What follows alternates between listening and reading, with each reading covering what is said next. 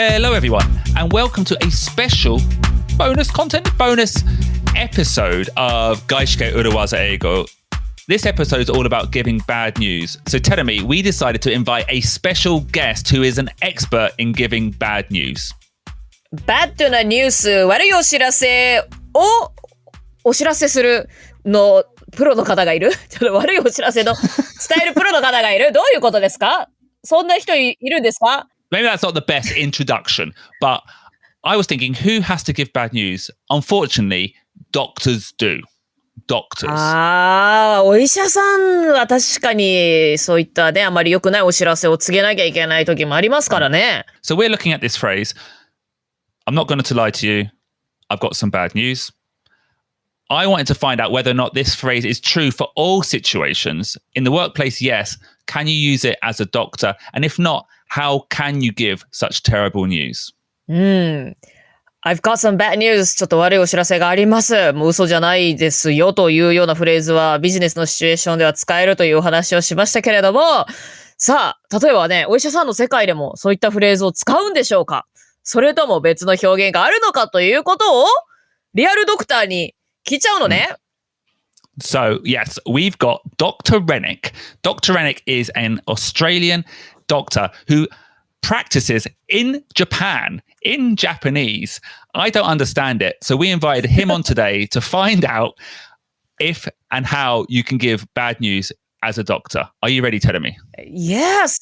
オーストラリア人のお医者さんでいらっしゃるドクター・レニックさん、レニック先生という方がいらして、日本語で日本でお医者さんをしてるんですか？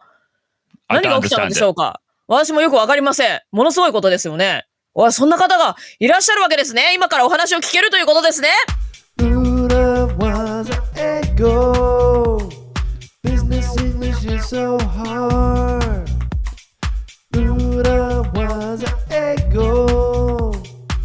I need a noodle waza. Dr. Nick, welcome to Gaishike Urawaza Eigo. Hello, thank you guys for having me today. Thank you! レニック先生ありがとうございます。おー、上手な日本語よろしくお願いします。Okay, Dr. Rennick. Can I call you Dr. Nick? Dr. Rennick? What would you prefer? Just call me Nick. All my patients call me Nick. There's no doctoring. Does Nick come from Nicholas or Rennick? It comes from Nicholas, but good question. Yes, in Australia, we often just go first name with our patients, try and keep things casual. へー、先生のこともファーストネームで呼んじゃうんだ。じゃあ、ニックって私たちもお呼びしていいでしょうか？ Can we call you Nick? Sure. Okay, thank you. Nick 先生。Okay. Now, we've got asked you on today to talk about bad news, but before we get to that, Nick, you're an Australian doctor practicing in Japan. What is going on? How does this happen? Yeah, so I'd always wanted to live in Japan. It was a long-term dream. As a doctor, though, there was some hurdles involved. Unlike a lot of other countries, in Australia, basically, there's no bilateral agreements with Japan in order to get licensing here. So basically, you just have to start it all again. So you need to. There's no bilateral agreement. Yes. That is, so there's not a mutual understanding between the two countries. That's right. So Japan has agreements with America, the UK, France, and for some reason Singapore as well. Just those four countries have a special agreement where the doctors can work here under some conditions. But for Australia, we've got no special treatment. So basically, I just needed to sit alongside all the other Japanese medical students and do their final exam and pass that in Japanese, which was long. Wow. Wow. Unbelievable. And then after you finish the exam, then you need to go ahead and do your internship training as well. Yeah. So, 研修医か。That's right. So, have to, complete that in Japan, in a Japanese hospital as well, to make sure that you're fully qualified to be a doctor here. Wow. So BJ, wow. So there haven't been any Australian doctors who have kind of decided that was a great idea. I wanted to make it work. So I came here last year, January 2020. Yeah. I thought, great time to migrate. There's nothing, no issues are going to happen. No medical emergencies in 2020. That's right. So smooth sailing through. Getting to know Japan. And then, it's been an exciting time to move to a new country and start a new career. And all this happened, and you are giving vaccine for coronavirus as a doctor, right? In Japan. That's right. Yes. Yeah. いやー、そのためにいらしたのかしら。はい。うんうん。I guess from my point of view, I guess from my point of view, as a learner of Japanese, you've got hiragana, katakana, kanji. Then you go on to the next level. You have to learn keigo. Then you've got the ikkyu, and then you've got how to use line in Japanese. All these different levels of Japanese. You decided to add medical Japanese on top of that. Yes. Are you crazy? 本当だよね。It was it was quite challenging. I may be crazy. But I mean the only thing that I will say that really helped me out was kanji actually. So kanji it's our foe when we start learning Japanese. But in Japanese medical language, it's often a lot easier thanks to the kanji. So when you see a kanji for side of head bone, you can kind of figure that one out. Whereas なるほど。so we've got a little bit of help there. But you know how to read them. Yes, side of head bones? 側頭骨？側頭骨。側頭骨って言うんですか、本当に。そう。側頭骨。知らない。BJ 知らない。じゃあ私も知らないもん、側頭骨っていう言葉。まあ音読みでつなげてみたけども。But then, in English we call it the temporal bone, which means temporal bone. Which means nothing, unless you know that particular word, like a very well-educated BJ here. It sounds like something the Avengers would be trying to hunt down in order to do something magical. Yeah, the temporal bone. Sorry, that's definitely being cut. だ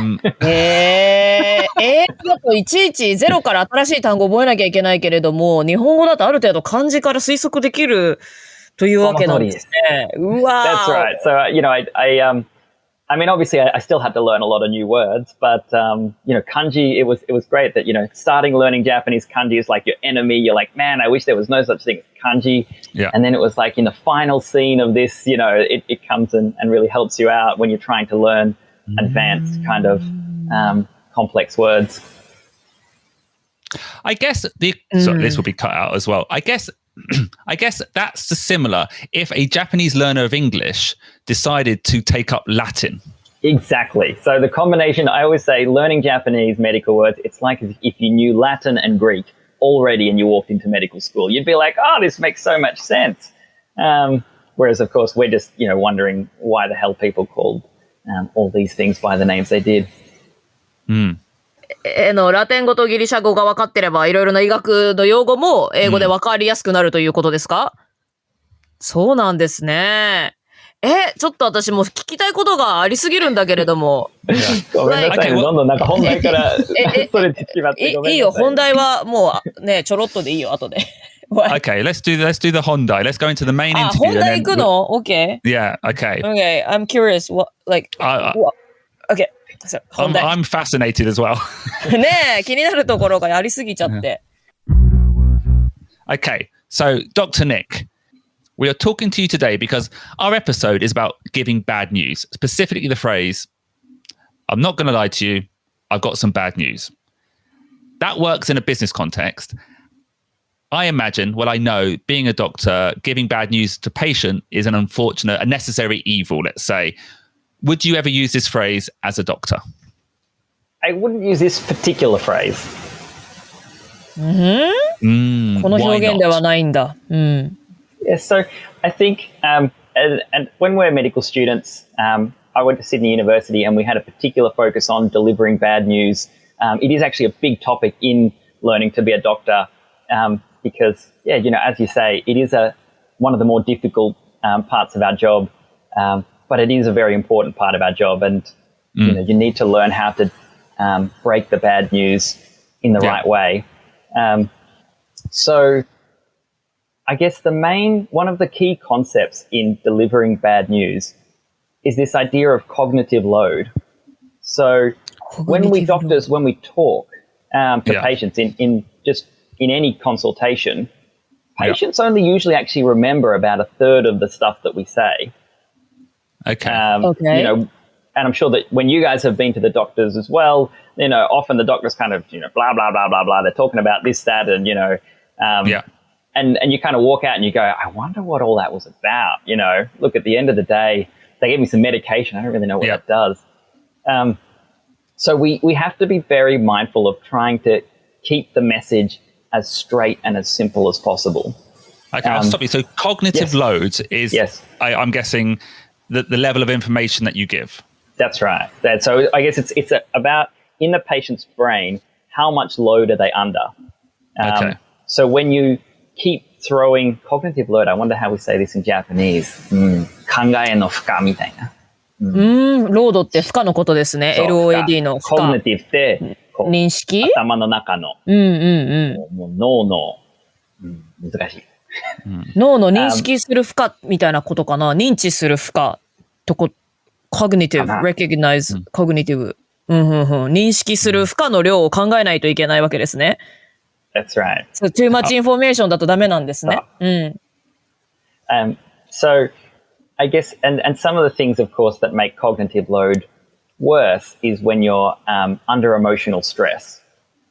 So that's why typically, particularly when you're being given bad news, a lot of people will just blank out everything the doctor is saying. You can say, I think you've got cancer.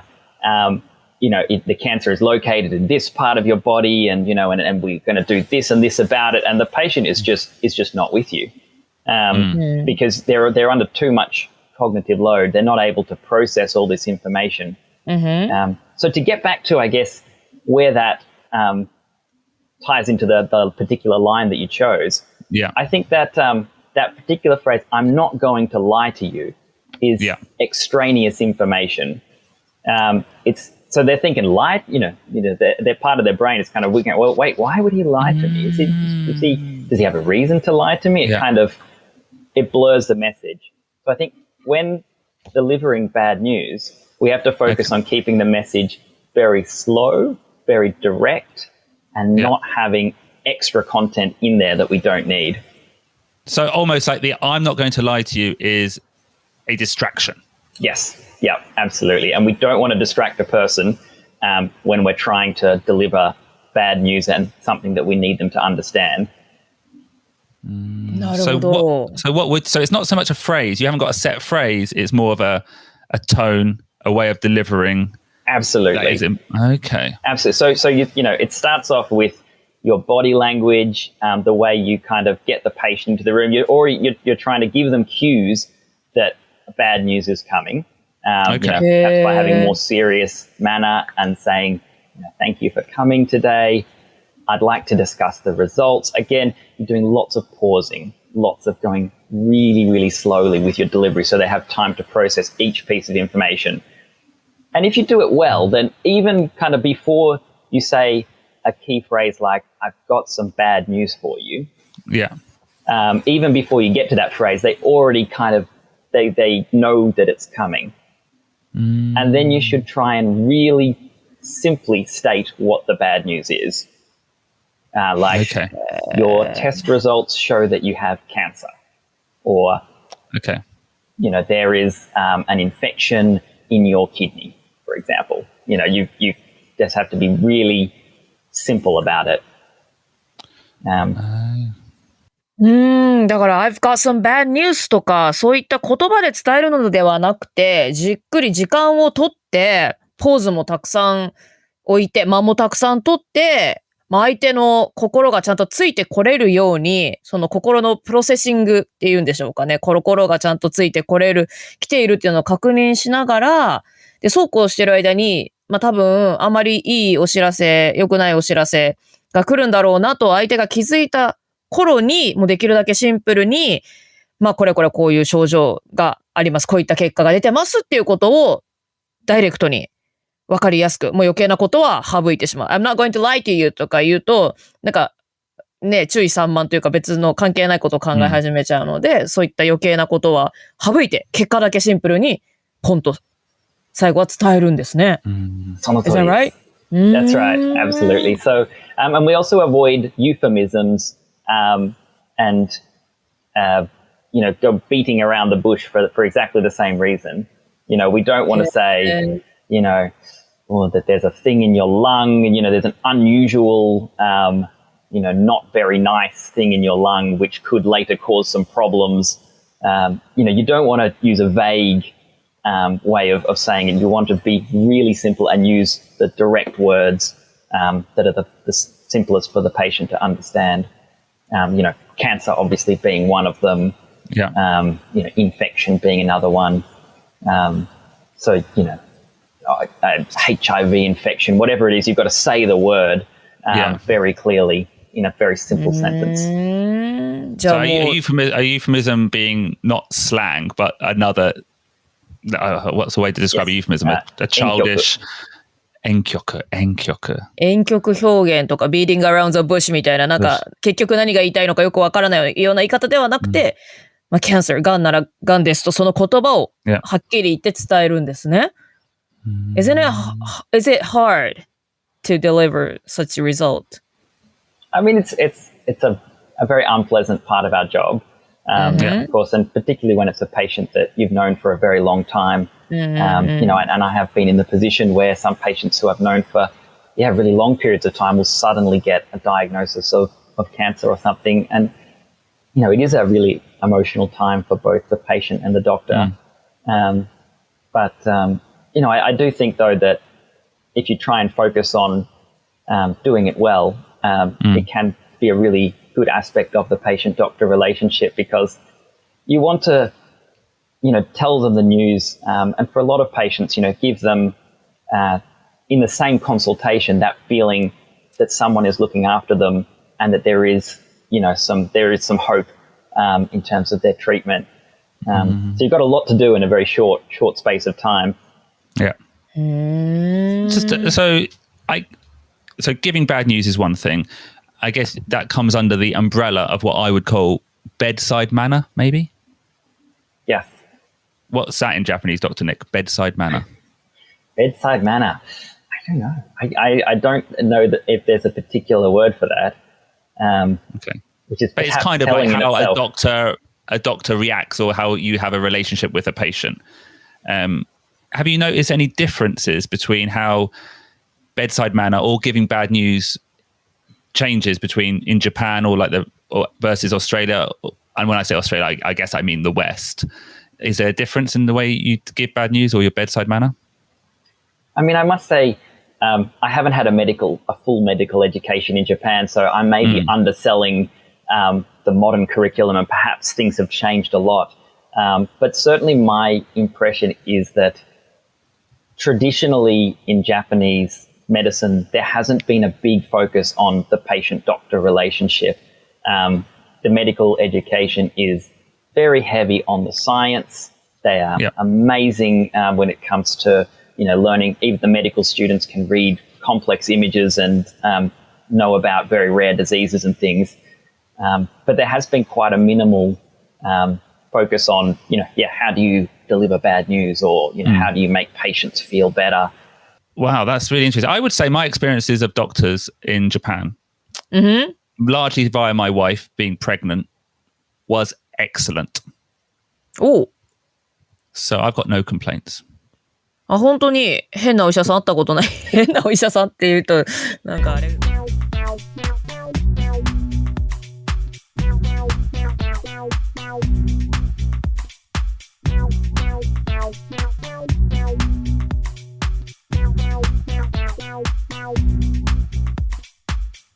まずは、I remember it was your dream to live in Japan for a long time?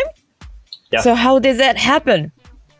I mean, I think people in Japan underestimate how many people in America, Australia would really love to live in Japan. Yeah. You know, we've got BJ right here. And as of course, you know, when you went with the JET program, you know, you would know there's so many super keen people whose dream it is to live here.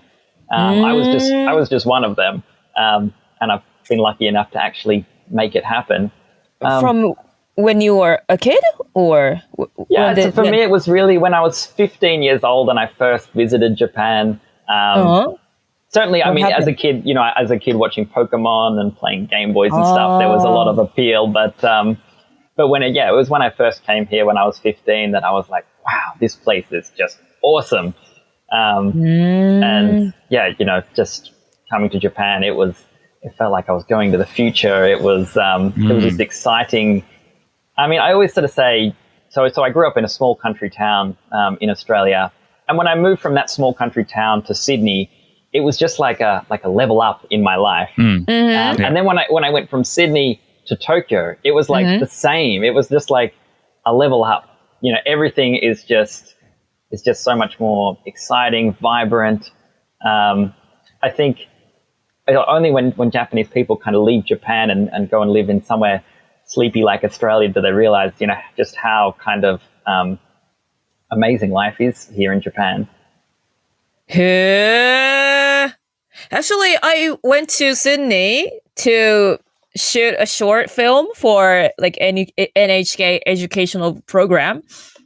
And I was in ACDC's outfit because they're from Australia. And I loved Sydney.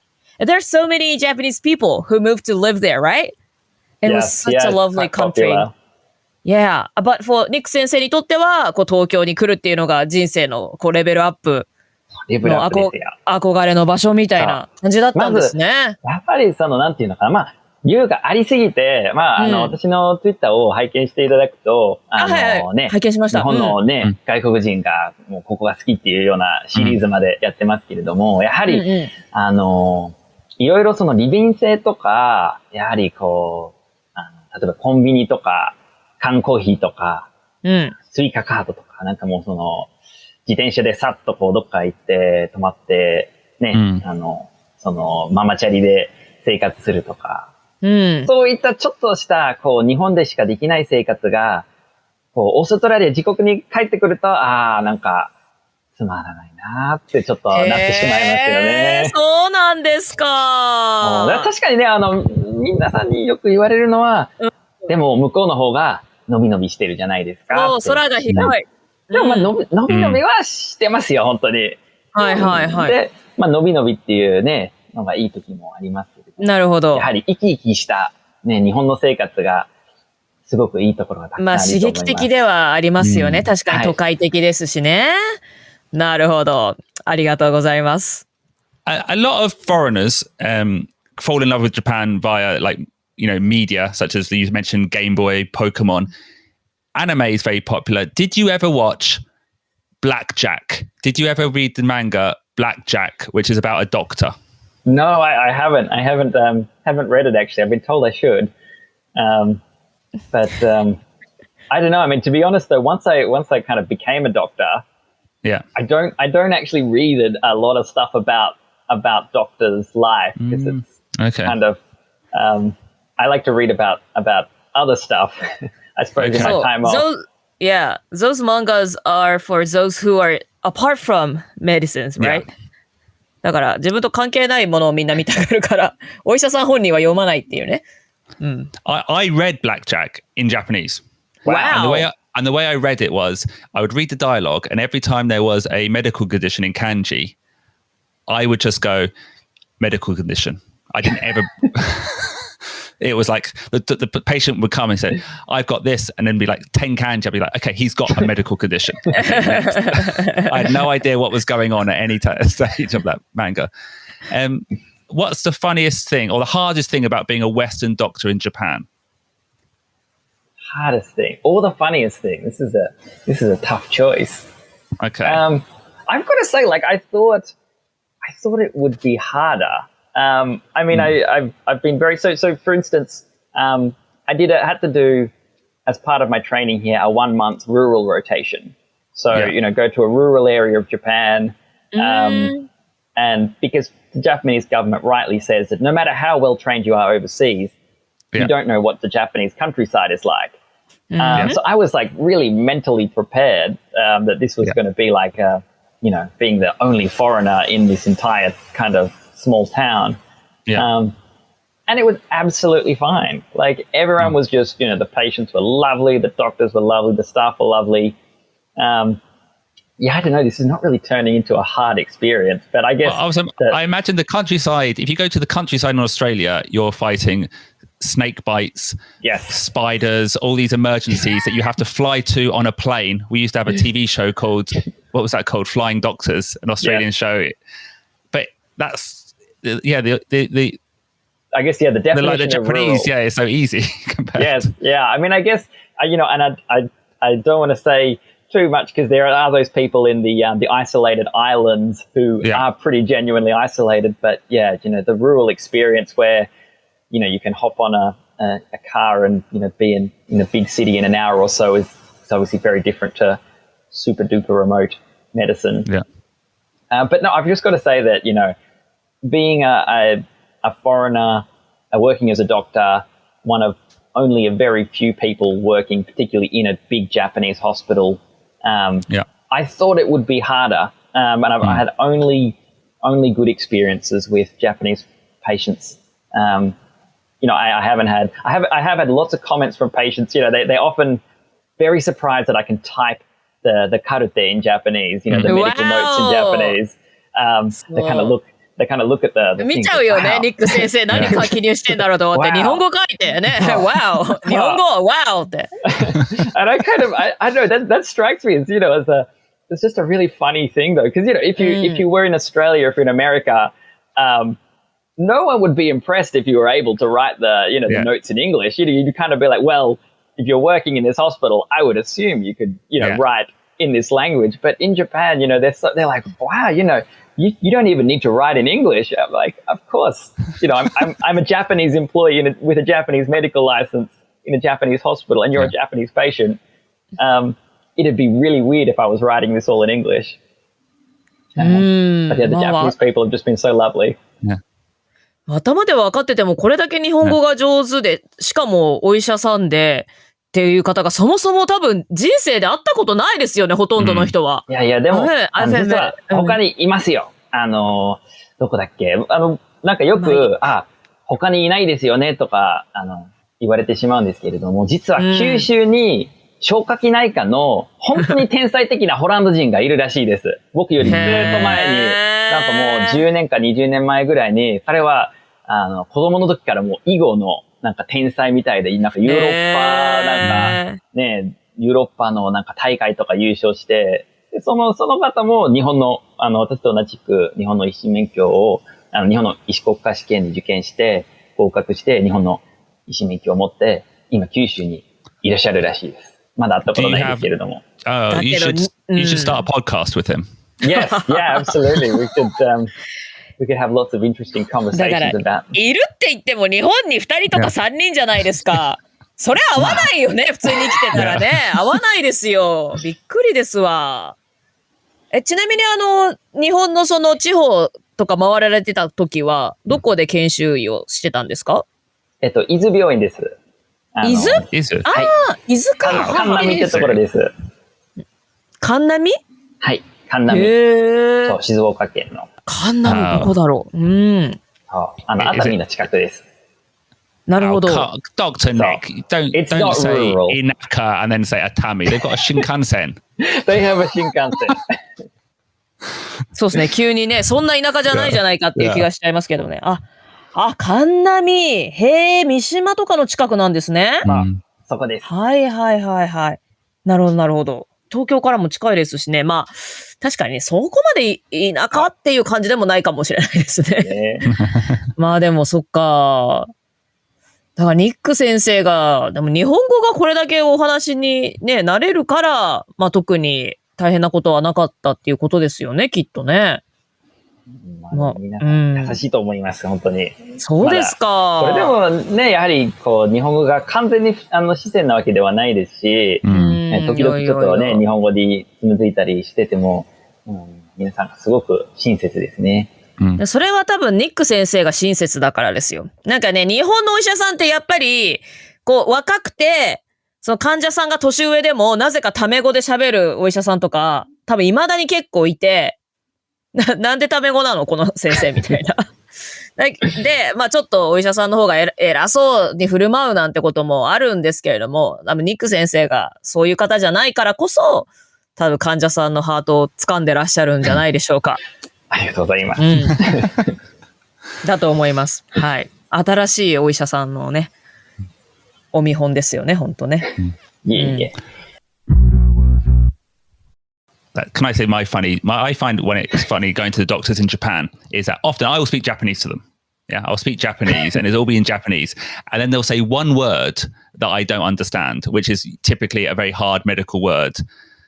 And I know it happened with my baby. Do you know Tidal? Tidal, Like the baby moving. Baby moving. Yeah.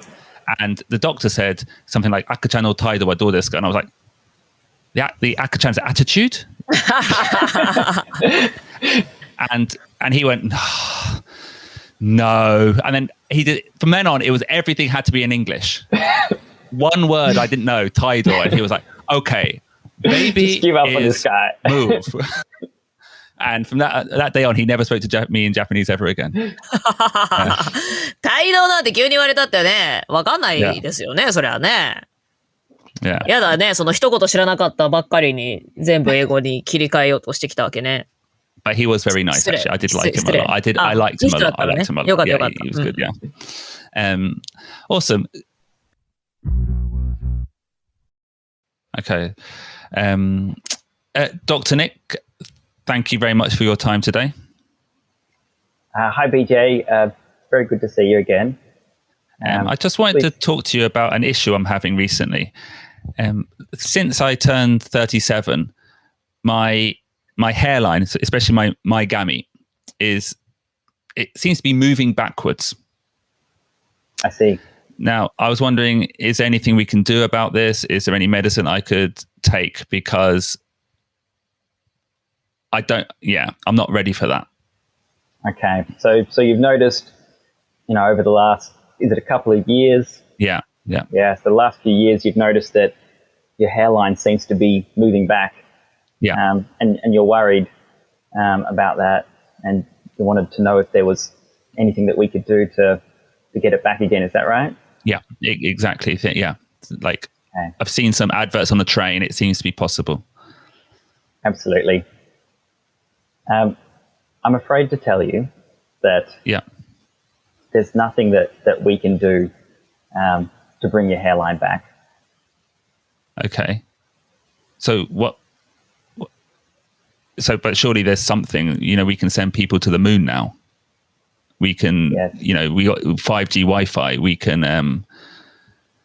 there's electric cars. Why can't you do something about my hairline? I absolutely understand, that you really want to try anything at all that's possible. And, I've heard about all these promising treatments out there. And, you want to give them a shot. But I have to say that based on the medical evidence, none of them work. And there's actually no effective treatment that will bring this advanced level of hair loss back.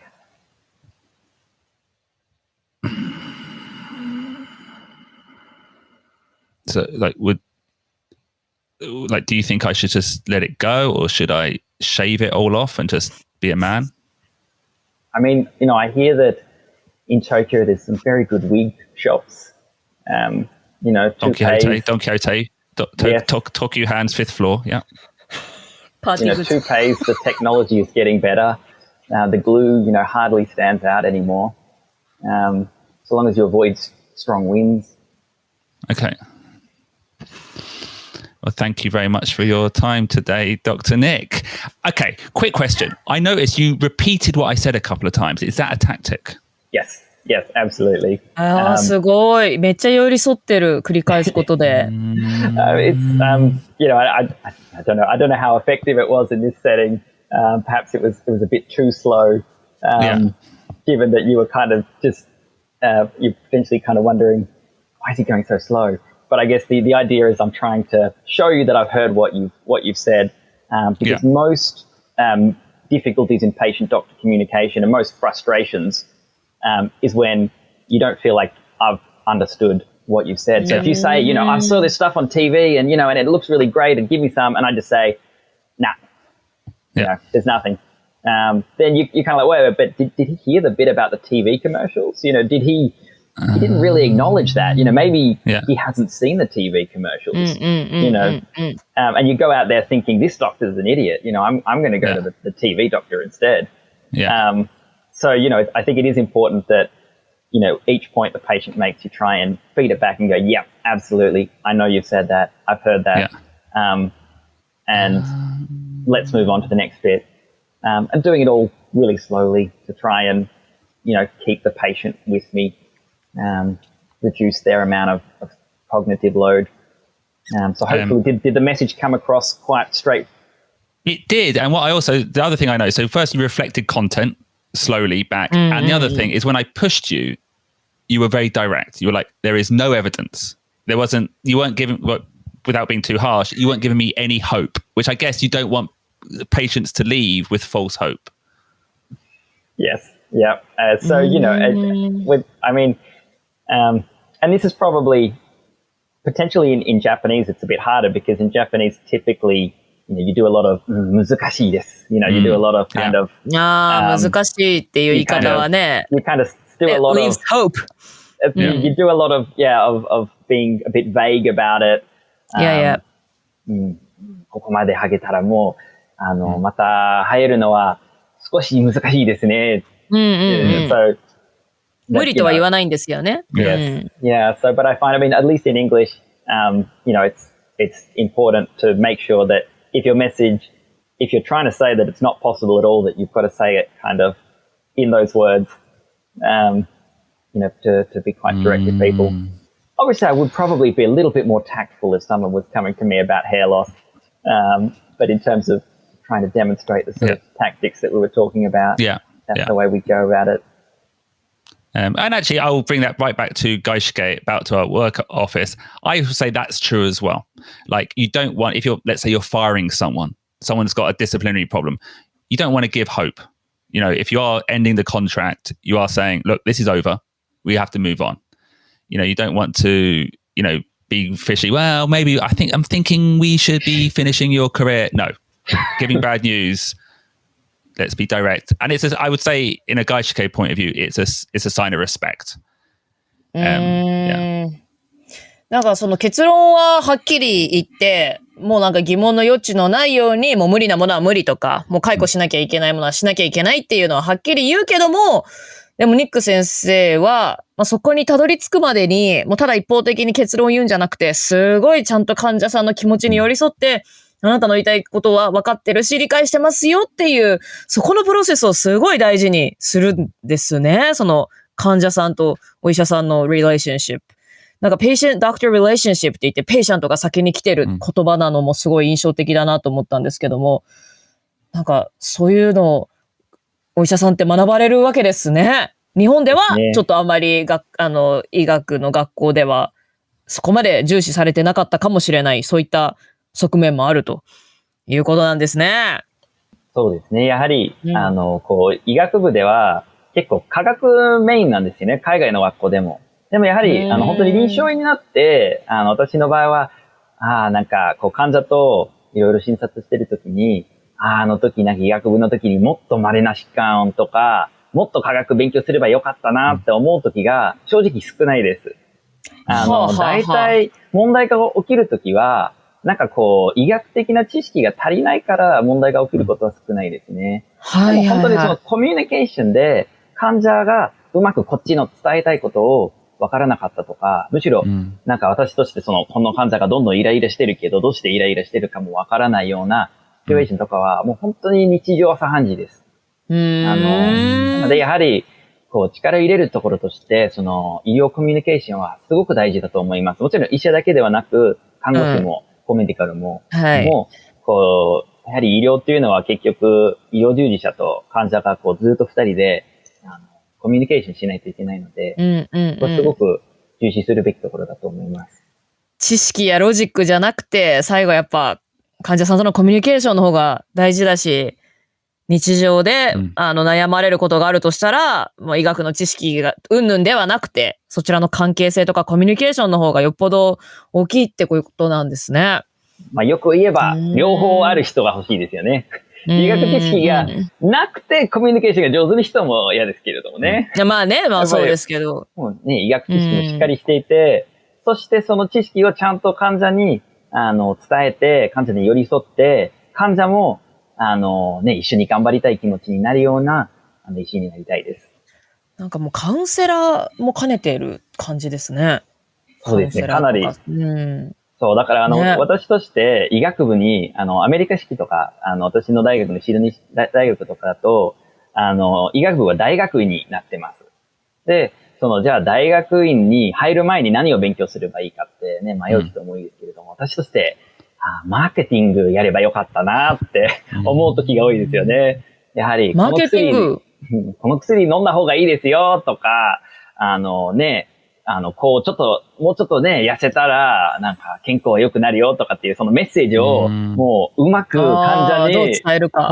伝えて、患者が、よし、頑張るぞっていう気持ちになるために、マーケティングやればよかったかもね、とかついにね。So what you're saying, it's not just about having the knowledge, it's knowing the medical urawazas and how to convince the patient, how to communicate to the patient about what to do. Absolutely. Nick, Dr. Nick Rennick, thank you so much for this valuable time that you've given us. Thank you. You have I will say one final thing. You have a fascinating Twitter feed where you discuss your work, you discuss life in Japan, you discuss, like you said, the best things about Japan for a foreigner. So if anyone is interested, I do recommend following. It's at Nicholas Rennick or just search Dr. Rennick Twitter. Thank you. ニック先生ありがとうございました。ありがとうございます。すごい楽しい興味深いお話でした。Business English is so hard.